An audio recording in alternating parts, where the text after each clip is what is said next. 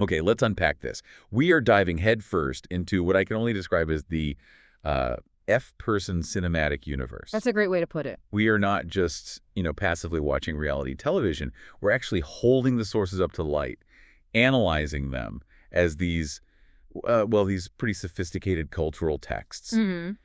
Specifically, we're taking the delightfully cynical chaos of FBoy Island, and we're stacking it right up against the intense deceptive psychology of these global phenomenon shows like The Traitors. And that is precisely the mission here. For the learner listening, this is an intellectual shortcut. We're Yeah. going far beyond, the tropical aesthetics and the standard dating drama. Way beyond. Our goal is to analyze how these shows use specific high-level game mechanics of deception, social engineering, trust, and betrayal to reflect and, frankly, to critique modern social and dating dynamics in a way that very few other formats can really touch. So let's start at the foundation, FBoy Island.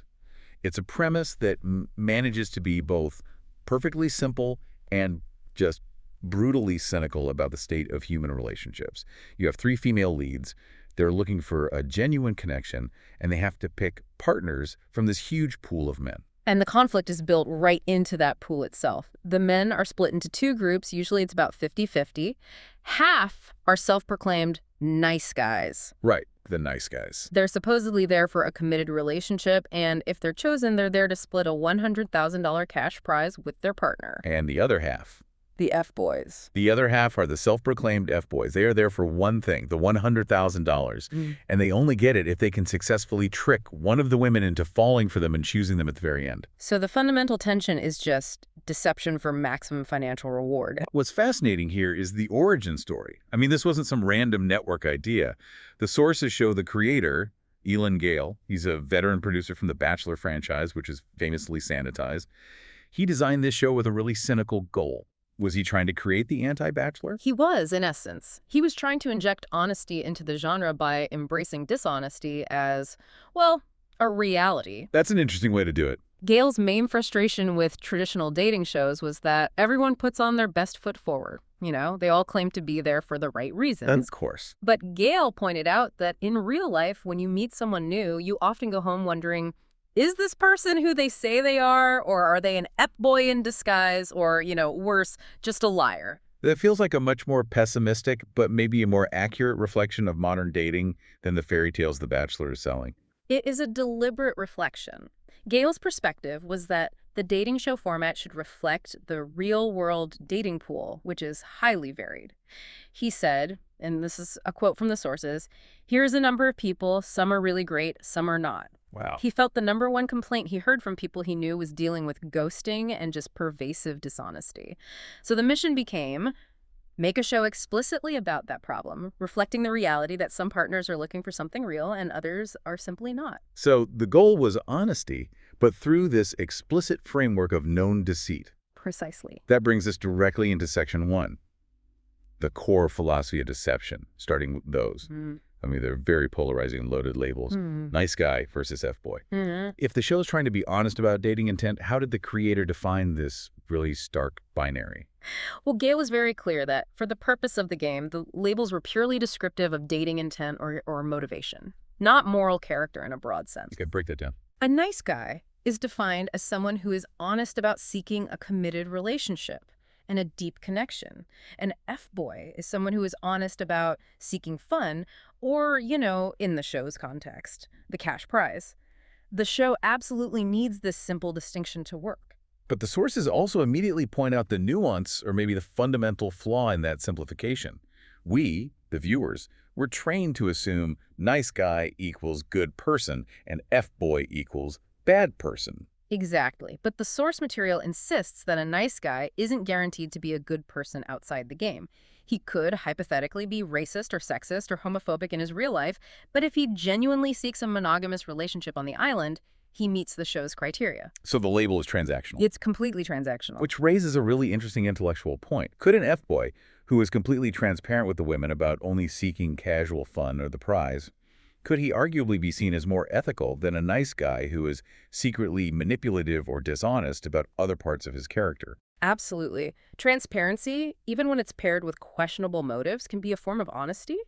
However, the show's dramatic structure immediately collapses that distinction. How so? Because the F-boys usually have to hide their intentions to camouflage themselves and win the cash.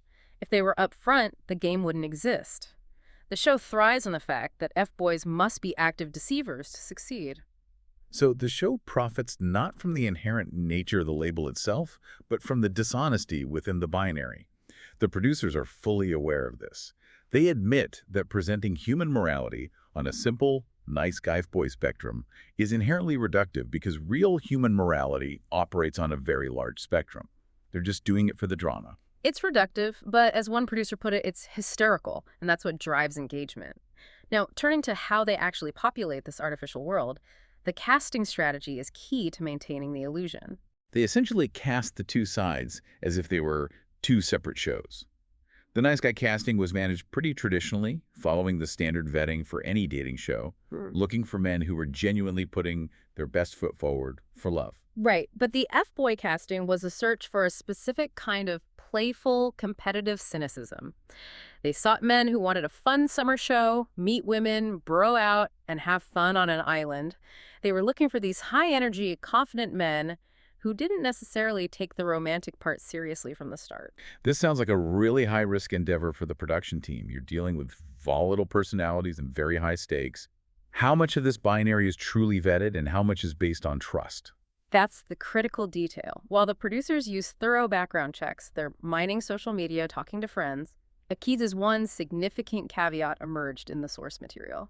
They rely heavily on self-report for that initial label. Wait, really? Yes, this means the show accepts on a foundational level that they can be played by the contestants.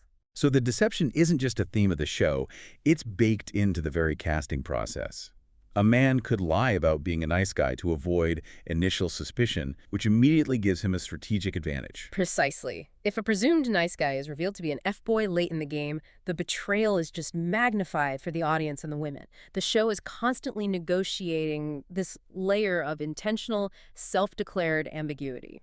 And we really have to emphasize the artificiality of this environment, this magic circle where the experiment takes place. We're talking about massive production logistics to create this seamless, isolated tropical paradise. Oh, absolutely. The original seasons, filmed in places like the Cayman Islands and Cabo San Lucas, required a staggering level of infrastructure. We're talking a crew of over 150 international members, plus another 50 to 100 local crew, all working these grueling, highly specific shifts. The sources detail the immense effort just to keep the crew and the mechanics of the show invisible. They work from noon to midnight, 6 days a week, often relying on complex technical direction, using bounce boards, silks, diffusers, just to manage the natural sunlight and ensure that no crew members are ever seen on camera. It's all about maintaining the fantasy. It is an intensively engineered environment where almost every external factor is controlled, from the lighting right down to the menus. The only variables left are the fundamental human factors: chemistry, attraction, and choice. And this controlled volatility is what makes the emotional stakes in the next section so incredibly high. That sets the perfect stage for Section 2, the emotional volatility and the evolution of the final twist. In Season 1, the rules for that final decision, laid out by host Nikki Glazer, were really the cornerstone of the game's tension. Let's clearly define those initial rules. Each of the three women chose one final man. If she chose a nice guy, they automatically split the $100,000 and continued their relationship. Simple enough. But if she chose an F-boy? If she chose an F-boy, that F-boy was granted absolute power. He could either declare himself reformed, split the money, and pursue the relationship, or he could declare himself unreformed, keep the entire $100,000, and dump the woman right there on the spot. That last option is the hook. That's the risk that makes the show so compulsive to watch. It is the ultimate test of intention versus connection. In Season 1, we saw two relatively clean outcomes. CJ chose a nice guy, Jared, which resulted in the expected split. Nakia chose an F-boy, Jared, who confirmed a real connection and chose to split the money, so he fulfilled that reformation narrative the show was pushing. But the narrative just completely exploded with the third pairing. Sarah choosing Garrett Morosky, the self-proclaimed king of FBoy Island. I mean, Garrett was a walking red flag, yet Sarah was drawn to him. Garrett was upfront, or at least as upfront as a strategic deceiver can be. He even told Sarah that the odds of him splitting the money with her were 80-20 against her. He told her that? He did. He was transparently playing the game for the financial outcome. And in the final moment, he delivered the ultimate betrayal, confirming he would dump Sarah and take the entire $100,000 for himself. He played the game exactly as the game was designed to be played. He won. And that's where the producer counter-twist came in, which broke the very structure he had just mastered. It was a shocking moment, a total structural collapse. The producers implemented an unprecedented intervention. They stepped in and took the money, all of it, from Garrett and by extension, from Sarah. So their decision was basically, you played the game perfectly by our rules, but because your outcome violated the moral spirit we secretly intended, we are nullifying the whole thing. That's essentially it. And the audience reaction, according to the sources, was just nuclear. Critics and viewers felt the entire integrity of the show had been compromised. The critique was twofold, right? First, it's a violation of the viewer contract. You can't just set explicit rules and then break them when the villain wins. Right. And second, the strategic implication. If an unreformed F-boy could never truly win the cash, then any man making it to the end would just choose to split the money to guarantee the $50,000 prize, regardless of his feelings. Which kills the tension for all future seasons. Why risk 0 for chance at 100 when you can guarantee 50? Exactly. This sounds less like correcting a moral injustice and more like the producers realized they had created a mechanism that rewarded true amorality, and they panicked. Was the audience backlash really the primary driver, or was it network fear? The sources suggest it was a combination. Internal producer discussions revealed they had never truly intended to let an unreformed F-boy walk away with the money. They saw it as too harsh for the female lead and potentially damaging to the brand. So they framed the decision as a response to audience complaints, leveraging the collective desire for a revenge fantasy and justice for the jilted woman to justify their rule manipulation. It was a calculated move to maintain a specific moral alignment in the eyes of the viewership, even if it meant sacrificing the game's original premise. They sacrificed rules for narrative catharsis. And that decision immediately impacted Season 2's dynamics. Oh, it did. The contestants were now savvy to the twist. In Season 2, the leads, Mia and Louise, both chose F-boys Peter Park and Mercedes Knox. And both of those F-boys, now knowing about the producer twist and the public shaming, chose to split the money with their partners. The showrunners, Sam Dean and Bill Dixon, though, they insisted that this wasn't purely fear or strategy. They claimed the men genuinely softened due to human connection. They attributed it to the powerful, often underestimated influence of human empathy. They felt that F-boys, unless they were completely narcissistic, still are very touched by people, and the isolation and intensity of the environment caused a genuine shift in their original gameplay. So they think it was real change. They pointed to Mercedes Knox in particular as the F-boy who went through the most change, genuinely liking Louise despite his strategic start. So after the calculated chaos of Season 1 and the reformation predictability of Season 2, the producers had to go bigger to regain that element of surprise. And that's where Tamara Sepulveda comes in. Tamaris provided the solution, though the structure helped her. Host Nikki Glazer introduced a third unprecedented option just for the women in the Season 2 finale. Choose yourself, declare independence, and keep the full $100,000 regardless of what the men decided. And Tamaris seized it. She chose herself, shocking her final 2 suitors, Casey Johnson and Nico Palalis. And she declared she'd come onto the show as an F-girl. This was a pivotal moment for the franchise's gender dynamics. The producers admitted they did not intentionally cast Tamaris as an F-girl. She had been vetted as a woman tired of F-boys, you know, the typical lead. So it was all her. Her move was a spontaneous, brilliant act of strategic reframing. The producers embraced it. They called it fearless and quixotic because it showed the leads weren't just victims. They had achieved mastery over the game. The sources are really clear that for this franchise to survive, given how savvy the audience is, they have to continuously keep trumping ourselves with new twists. The Season 1 twist was a reaction to the audience.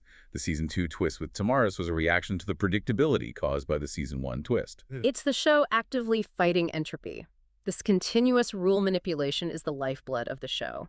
And that ongoing necessity for surprise brings us up to the present day, with the franchise moving from HBO Max to the CW for Season 3, but maintaining that same high-stakes premise. Let's delve deeper into the franchise's awareness of its own gender critique. Yeah. I mean, FBoy Island was initially slammed for its pretty outdated gender politics, right?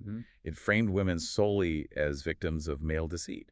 That critique was valid. The original premise essentially fails to recognize that women also see casual hookups, are capable of deception, and aren't solely victims of the F-boy phenomenon. It painted a very specific and kind of restrictive picture of the male-female dynamic. But the initial casting strategy for the female leads was interesting in how it tried to mitigate those traditional reality TV tropes. They actively sought women who would support each other, not fight. That was Elan Gale's explicit instruction. Avoid the traditional catfighting structure that's so common in other dating shows. They wanted women who were tired of F-boys and capable of functioning as a strategic team. Like the pterodactyl code word. Exactly. Think of the season 1 leads who famously used the code word pterodactyl as a subtle cry for help or a signal to warn the others about a potentially suspicious man. That emphasized cooperation in the face of deceit. Yet, they clearly felt the pressure to address the critique head-on, which led to the development of the gender-flip spinoff. It was originally called FBoy Island, but wisely rebranded to Lovers and Liars. The rebranding was important, softening that aggressive F moniker for a broader network audience. But the premise remained the inverse.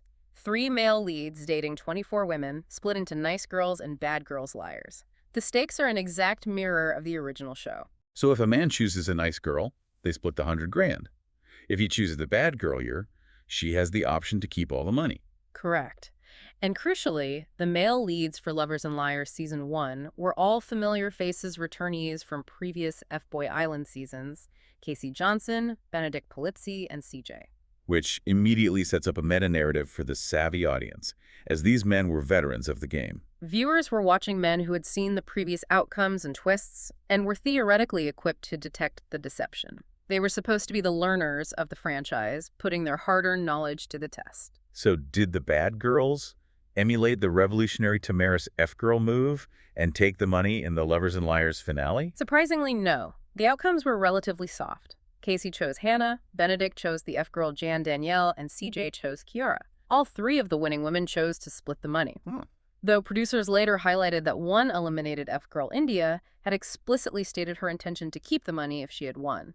But the narrative outcome was one of reform and sharing. It almost seems that the specter of the Garrett Morosky backlash, that fear of public perception and the moral judgment of the audience, is now so influential that it overrides the financial incentive for the female liars, just like it did for the male F-boys in Season 2. It really speaks to the power of the social contract established by the show.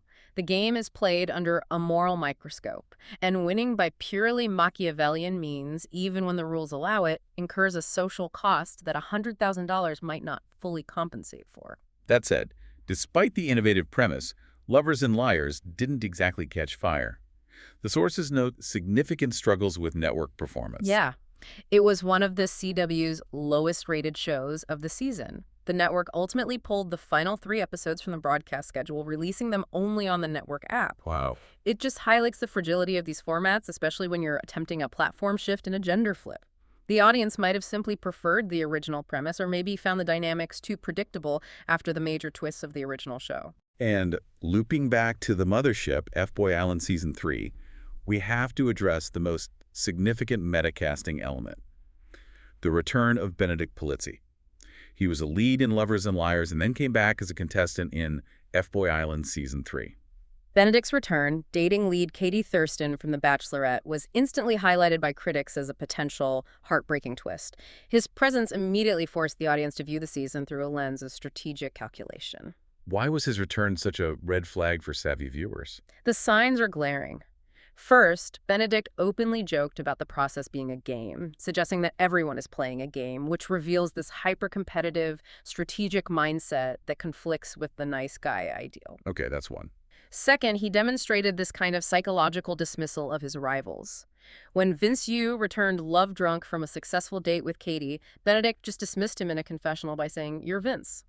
It was a subtle yet pretty profound act of devaluing a rival's emotional success. And third, his association with established cynical F-boys like Mercedes Knox. Their post-show friendship, combined with Mercedes' own questionable behavior on Season 3, cast a huge shadow. The audience immediately questioned whether Benedict was leveraging his friendships and his own past fame as a strategic distraction to conceal a deeper, calculated intent. The moment Benedict returns, the game fundamentally shifts. The audience is now entirely in on the joke. We are no longer watching for genuine romance. We are watching for strategic prediction. We are looking for the lie. And that strategic prediction, the need to anticipate betrayal and calculate risks, is the perfect thematic bridge that takes us out of the tropical dating laboratory and into the pure social laboratory of deception. This leads us perfectly into Section 4, the game theory of deception. We are moving from the transactional deceit of FBoy Island to the pure psychological warfare of shows like The Traitors. We're moving from relationship strategy to group strategy.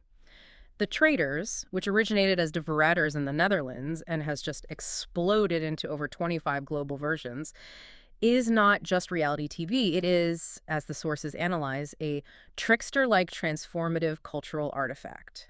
It's a controlled microcosm for exploring these profound themes: trust, betrayal, group psychology, and the art of Machiavellianism. Okay, let's unpack this trickster archetype. It's enduringly popular because it reflects something unsettling about human nature. It does. The trickster figure, whether it's a traitor or a cunning F-boy, embodies traits that individuals are usually forced to repress to be accepted by society. Things like pure self-interest, cunning, manipulation. Right. Watching this safely on TV provides a cathartic release. It's a safe, mediated space to explore transgressive impulses without any personal moral cost. And the mechanism that allows this moral transgression to feel okay is what philosophers and game theorists call the magic circle. We need to spend some time defining this for the learner. The magic circle, a concept from Johann Huizinga's seminal work Homo Ludens, is a distinct, rule-bound sphere where everyday ethical norms and consequences are temporarily suspended. It's an intellectual enclosure. So it's like a game board. It is. And crucially, the sources emphasize that the isolated tropical island of FBoy Island and the luxurious remote castle of the Traitors are physically engineered to facilitate the circle. Why does that isolation matter so much? It creates distance from reality. By isolating the contestants in a space that feels like a fantasy, a castle, an island paradise, it signals to both the players and the viewers that the rules here are different. Okay. Within this circle, deception, manipulation, and betrayal are fundamentally redefined. Okay. They cease to be moral failures and become necessary tactical imperatives for survival and strategy within the game. So the viewers are prompted to temporarily suspend their real-world moral judgment and judge the actions purely on their strategic merit. Is this traitor clever? Is this F-boy playing effectively? Precisely. This reframing is essential. The audience is allowed to appreciate cunning and strategy, separating the game ethics from real-world values. We might hate the person who lies in our office, but we cheer for the traitor who executes a brilliant, flawlessly integrated deception. And this leads us to the connection with critical psychology, specifically Stanley Milgram's controversial findings on obedience to authority. How does a game about fighting a traitor relate to Milgram? Well, in the Milgram experiment, subjects rationalized harmful instructions by attributing responsibility to the authority figure in the lab coat. In the Traitors, the authority isn't institutional, it's social. It's the intense, often hysterical pressure exerted by the group of faithfuls. So the contestants rationalize morally dubious actions like ruthlessly scapegoating an innocent person by framing them as obligations to the group's strategic aims. They're displacing personal responsibility onto the collective will of the faithfuls, or the inherent demands of the traitor role. Yes. If I, as a faithful, bully an innocent person into revealing a weakness, I can tell myself it was necessary for the greater good of finding a traitor. If I, as a traitor, lie to my closest friend, I can rationalize it by saying, I'm not being dishonest, I'm playing the role the producers chose for me. It's moral displacement in action. This climate of moral displacement creates the perfect stage for the Machiavellian player. The game structure essentially rewards the ethos laid out in Niccolò Machiavelli's The Prince from 1532. Machiavelli argues that to maintain power, you need pragmatism, foresight, and the ability to manipulate appearances traits that are paramount for any successful traitor or F-boy. Cunning, not morality, is the path to victory. The sources detail how Machiavellian contestants exploit collective vulnerabilities. They don't bear visible responsibility for the chaos. They subtly direct suspicion, plant seeds of doubt about innocent people, and manipulate group narratives to advance their own agendas. They utilize what Machiavelli called virtual, a kind of strategic ruthlessness. Within the game's suspended morality, traits like cunning, deception, extreme emotional control, which are heavily condemned in everyday life, are recontextualized as essential skills for success. The show is demonstrating that in this context, it is strategically better to be feared than loved. We also see the harsh reflection of real-life crowd dynamics in the scramble to identify traitors. Oh, absolutely. The faithful's frantic, often wrong-headed attempts to identify traitors perfectly mirror real-life groupthink, workplace biases, and political scapegoating. People are targeted based on flimsy evidence, cognitive biases, or just because they stand out. Hmm. By observing this mechanism of blame and exclusion within a game, you, the viewer, are prompted to reflect on your own potential complicity in similar dynamics in the real world. It's high-level anthropology masquerading as entertainment. So finally, let's return to the viewer with the spectator's paradox. If we value ethical integrity, why are we so enthralled by watching this continuous cycle of deception and betrayal? It's the psychological distance. Spectatorship offers us a safe, vicarious experience of transgression without any personal moral accountability. We are drawn into a morally ambiguous space where the deception is compelling, but we remain secure in the knowledge that our own ethical boundaries are intact outside the magic circle. And the dual narrative structure, switching between the traitor's hidden strategy and the faithful's confusion, that just heightens this cognitive dissonance. It does. We might cheer for a traitor because we admire their strategic genius, but then immediately feel anger and betrayal when they successfully eliminate a faithful we were rooting for. This constant push-pull forces the viewer to grapple with the situational nature of morality. Actions that are universally condemned outside the game, lying, gaslighting, and manipulation, are reframed inside it as vital survival strategies, judged by the game's internal logic rather than ordinary social mores. The very capacity of these shows to induce that cognitive dissonance, that conflict between strategic admiration and moral condemnation, is really what makes them such powerful cultural texts. I think so. So bringing these two seemingly different reality worlds, the dating chaos of FBoy Island and the psychological warfare of the traitors, back together, we see two parallel frameworks operating. FBoy Island is a game show that relies on continuous rule manipulation and audience feedback to maintain drama and unpredictability. And the deeper competition genre, exemplified by the traitors, acts as a highly structured social experiment. It's a microcosm for examining how collective pressures and the promise of reward shape individual ethical behavior. Both shows are fundamentally games about maximizing personal utility, whether that utility is love, cash, or group survival, in an environment where honesty is often a strategic liability. The ultimate synthesis here is that these shows are successful because they leverage the malleability of morality under external pressures. The engineered environment of the magic circle licenses behavior that would be unacceptable or destructive elsewhere. And that malleability is directly exploited by the producers to combat predictability.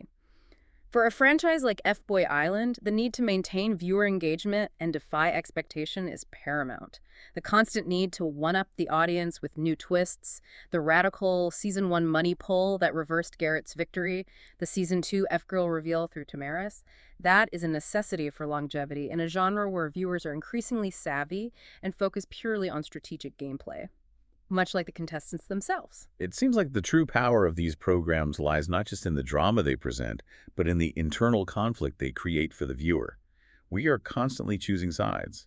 Do we root for the cunning strategist who wins through brilliant deception, or the morally consistent player who, more often than not, will lose the ultimate prize? Exactly. These reality shows have evolved past simple entertainment. They are complex cultural texts engineered to simulate collective behavior, and in doing so, they force us to examine our own relationship with truth, strategy, and self-interest. So what does this all mean for us, the learner, who consumes and analyzes this strategic content? Here's a final provocative thought for you to chew on. In a world where reality shows are engineered to simulate collective behavior and reward strategic advantage over moral purity, what happens when the tactical imperatives learned within the magic circle, cunning, subtle manipulation, and self-preservation at all costs, start to blur the ethical lines we maintain in our everyday, non-televised lives? Are we internalizing the Machiavellian playbook through our entertainment?